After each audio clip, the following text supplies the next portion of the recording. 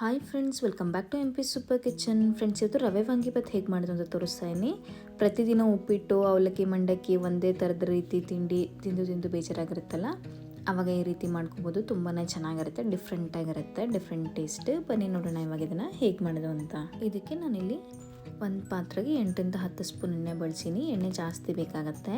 ಎಣ್ಣೆ ಕಾದ್ಮೇಲೆ ಸ್ವಲ್ಪ ಇದಕ್ಕೆ ಸಾಸಿವೆ, ಜೀರಿಗೆ, ಆಮೇಲೆ ಇಂಗು. ನಾನು ಇಂಗು ಸ್ವಲ್ಪ ಜಾಸ್ತಿನೇ ಬಳಸಿದ್ದೀನಿ ಇದಕ್ಕೆ.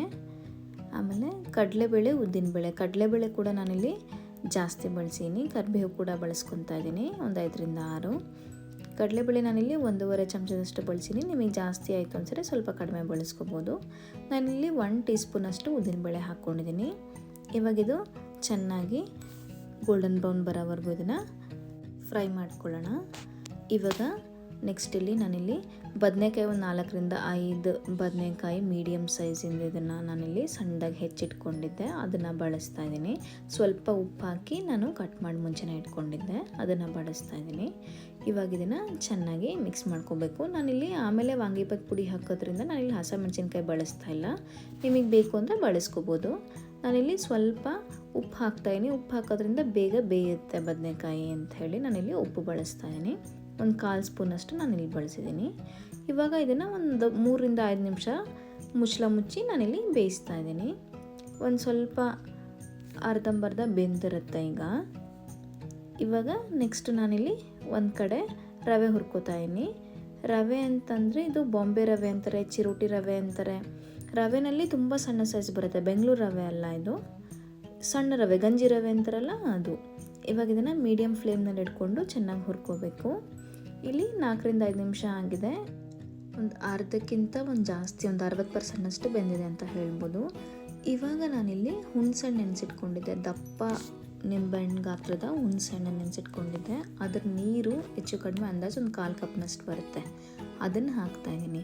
ಇದು ಚೆನ್ನಾಗಿ ಆ ಹುಳಿನ ಹೀರ್ಕೊಳುತ್ತೆ ಬದನೆಕಾಯಿ, ಅಲ್ಲಿವರೆಗೂ ನಾವು ಇದನ್ನು ಬೇಯಿಸ್ಬೇಕಾಗತ್ತೆ. ಇವಾಗ ನಾನು ವಾಂಗಿಬಾತ್ ಪುಡಿ ಹಾಕ್ಕೋತಾನೆ. ವಾಂಗಿಬಾತ್ ಪುಡಿನಲ್ಲಿ ನೀವು ಭಾಳ ಮಸಾಲೆ ಅಥವಾ ಖಾರ ಅನಿಸಲ್ಲ ಅನ್ನೋರು ಖಾರದ ಪುಡಿ ಬೇಕಾದ್ರೂ ಸೇರಿಸ್ಕೋಬೋದು, ಬಟ್ ಟೇಸ್ಟು ಸ್ವಲ್ಪ ಚೇಂಜ್ ಅನಿಸುತ್ತೆ. ನಾನಿಲ್ಲಿ ಖಾರದ ಪುಡಿ ಬಳಸ್ತಾ ಇಲ್ಲ, ಬರೀ ವಾಂಗಿಬಾತ್ ಪುಡಿ ಬಳಸ್ತಾ ಇದ್ದೀನಿ 2 ಚಮಚದಷ್ಟು. ಇದನ್ನು ಮತ್ತೆ 3ರಿಂದ 5 ನಿಮಿಷ ಮುಚ್ಚಿ ಬೇಯಿಸ್ತಾ ಇದ್ದೀನಿ. ಈ ಕಡೆ ರವೆ ಆಗಿದೆ, ಸ್ವಲ್ಪ ಲೈಟಾಗಿ ಬ್ರೌನ್ ಅನಿಸಿದಾಗ ಆಫ್ ಮಾಡಿಬಿಡ್ಬೇಕು ಫ್ಲೇಮ್ನ.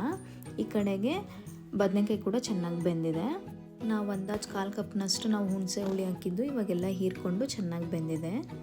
ಇವಾಗ ನಾನಿಲ್ಲಿ ಕೊಬ್ಬರಿ ತುರಿ ಹಾಕೋತೀನಿ 1/4 ಕಪ್ನಷ್ಟು. ಇದು ಆಪ್ಷನಲ್ಲು, ಬಟ್ ಹಾಕ್ಕೊಂಡ್ರೆ ಮಾತ್ರ ತುಂಬ ಚೆನ್ನಾಗಿರುತ್ತೆ.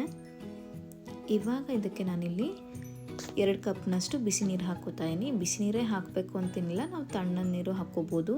ಇದು ಹಾಕೋದ್ರಿಂದ ಬೇಗನೆ ಆಗುತ್ತೆ ಅಂಥೇಳಿ ನಾನಿಲ್ಲಿ ಬಿಸಿ ನೀರು ಬೇರೆ ಕಡೆ ಹಾಕಿಟ್ಕೊಂಡಿದ್ದೆ. ಇವಾಗ ಕೊತ್ತಂಬರಿ ಸೊಪ್ಪು ಹಾಕೋತಾ ಇದ್ದೀನಿ. ಇವಾಗ ಇದನ್ನು ಸ್ವಲ್ಪ ಚೆನ್ನಾಗಿ ಮಿಕ್ಸ್ ಮಾಡಿ ಇದು ಚೆನ್ನಾಗಿ ಕುದಿಬೇಕು. ನಾನು ಸ್ವಲ್ಪ ಅರಶಿನ ಪುಡಿ ಹಾಕ್ಕೊಂಡಿದ್ದೀನಿ ಇವಾಗ. ಆಮೇಲೆ ಅರ್ಧ ಟೀ ಸ್ಪೂನಷ್ಟು ಉಪ್ಪು ಕೂಡ ಸೇರಿಸ್ಕೊಂಡಿದ್ದೀನಿ. ಇವಾಗ ಚೆನ್ನಾಗಿ ಕುದೀತಾ ಇರಬೇಕು ನೀರು. ಆವಾಗ ನಾನಿಲ್ಲಿ ರವೆ ಹಾಕ್ಕೊಂಡು ಚೆನ್ನಾಗಿ ಮಿಕ್ಸ್ ಮಾಡಬೇಕು. ಈ ಸ್ಟೆಪ್ ತುಂಬ ಇಂಪಾರ್ಟೆಂಟು, ಗಂಟಾಗ್ಬಿಡುತ್ತೆ. ಹುಷಾರಾಗಿ ಚೆನ್ನಾಗಿ ಕದಕ್ತಾನೆ ಇರಬೇಕು, ಇಲ್ಲ ಅಂತಂದರೆ ತುಂಬ ಗಂಟಾಗ್ಬಿಡುತ್ತೆ. ಆ ಗಂಟನ್ನ ತುಂಬ ಕಷ್ಟ ಆಗುತ್ತೆ ಅದನ್ನು ಮತ್ತೆ ಸರಿ ಮಾಡಲಿಕ್ಕೆ.